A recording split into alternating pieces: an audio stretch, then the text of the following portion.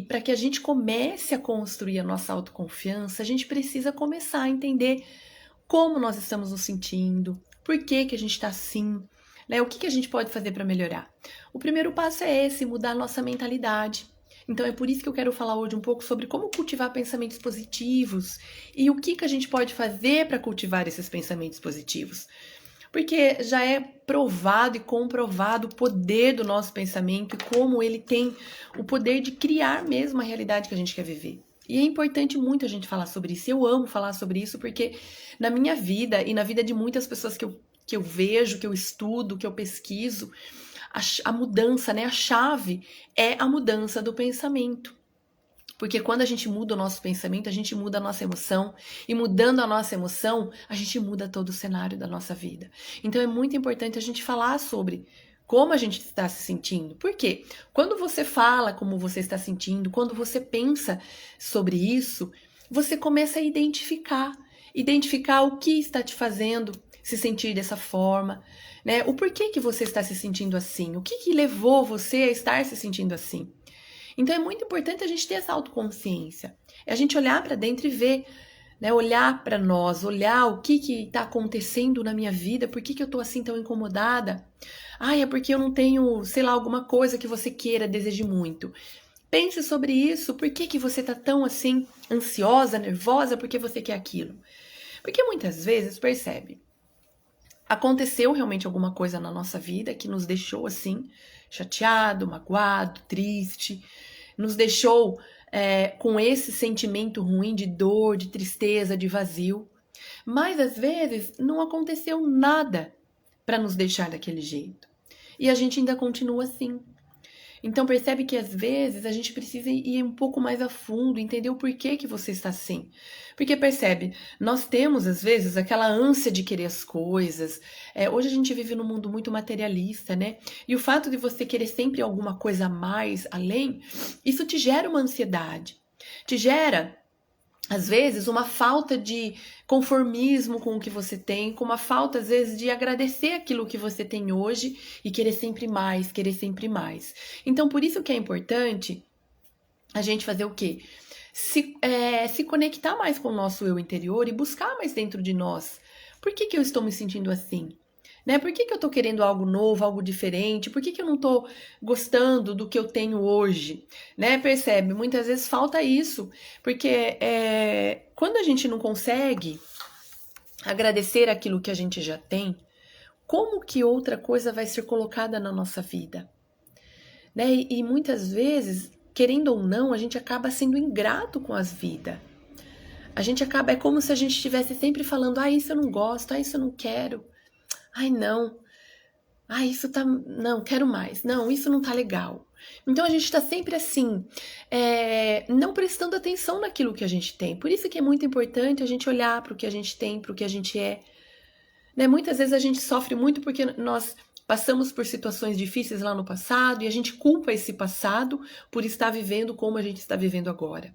Só que perceba, se você olhar para o teu passado como um aprendizado, agradecer ele, porque foi ele que te fez, que te trouxe até aqui hoje. E começar a ver o que eu posso aprender com o meu passado. O que eu ainda não observei, né? Porque muitas vezes a gente está tão atormentado e a gente não observa as coisas real. Então a gente precisa fazer essa reflexão, a gente precisa parar um momento do nosso dia e pensar sobre o como você está se sentindo, por que você está se sentindo assim, o que você pode aprender com isso que você está vivendo. Né? Muitas vezes, eu gosto muito de uma frase, né? Na verdade, eu achava que ela era uma frase bíblica, mas eu não sei, é o fato, porque eu não pesquisei várias vezes e não consigo encontrar ela de novo. Mas como é uma frase que eu tenho ela como um mantra e faz super sentido para mim, então eu mantenho ela, sabe? Até aquilo que era para dar errado, Deus faz dar certo. Baseado no quê? Na tua fé, na tua coragem, na tua esperança, né? No desejo. Você tem tanto desejo que aquilo dê certo, que aquilo vai dar certo. E as coisas vão, né? Se modificando, as coisas vão acontecendo para que você consiga, de fato, que aquilo aconteça na tua vida. Então é muito importante que a gente preste atenção em como a gente está se sentindo. E se a gente não está se sentindo bem, vamos observar por que eu não estou me sentindo bem hoje. Né? Você acorda, o que você faz? A primeira coisa que você faz quando você acorda? Né? Muitas vezes a gente está tão acostumado a fazer tudo no automático que a gente faz as coisas sem prestar atenção. E na verdade, às vezes a gente nem sabe por que a gente está se sentindo assim. Né? Porque, perceba, nós temos as nossas emoções básicas, tanto positivas quanto negativas, que se dão através do quê? De eventos que acontecem na nossa vida. Mas nem sempre, né? Perceba, aconteceu um evento na tua vida que te causou uma dor. Mas às vezes esse evento aconteceu há muito tempo. E por que você continua sofrendo com ele ainda? Então é muito importante que a gente entenda esse processo. Uma coisa é você viver um momento de dor porque passou por um evento que foi doloroso. Outra coisa é você não entender aquilo, é você não superar aquilo e continuar vivendo na dor durante anos. Então a gente precisa entender esse processo, a gente precisa voltar lá atrás, vasculhar aquilo, entender o porquê. Eu sei que muitas vezes quando a gente fala nesse processo de voltar, causa um arrepio, né? Ai meu Deus, mas eu vou ter que voltar a pensar sobre aquilo. Porque muitas vezes, quando a gente passa por um processo de dor, a gente não resolve ele, a gente maquia ele. Maquia através do quê? De substituir outras coisas no lugar que ocupam a nossa mente para que a gente não pense no que aconteceu, ou através de medicações mesmo, né? Muitas pessoas às vezes acabam indo em psiquiatra, acabam tomando remédios para superar às vezes um período difícil e não faz uma terapia em conjunto, porque perceba, tem casos sim que precisa de medicação, mas precisa também de terapia. A terapia e a medicação, ela precisa andar junto, porque você vai cuidando da parte biológica, tomando as medicações necessárias para que você tenha um equilíbrio ali emocional, porém, você precisa também tratar aquilo emocionalmente falando, trazendo aquele ocorrido, aquele evento que aconteceu, para que você entenda aquele evento. Para que você tenha compreensão. Perceba que toda vez que a gente sofre por alguma coisa é porque a gente não tem compreensão daquilo. Porque quando você tem compreensão, você dissolve a dor. Entende? Você tem uma compreensão de algo que aconteceu na tua vida. Aí você tem dois caminhos. Ou você aceita o que aconteceu e ressignifica, ou você fica lá sofrendo.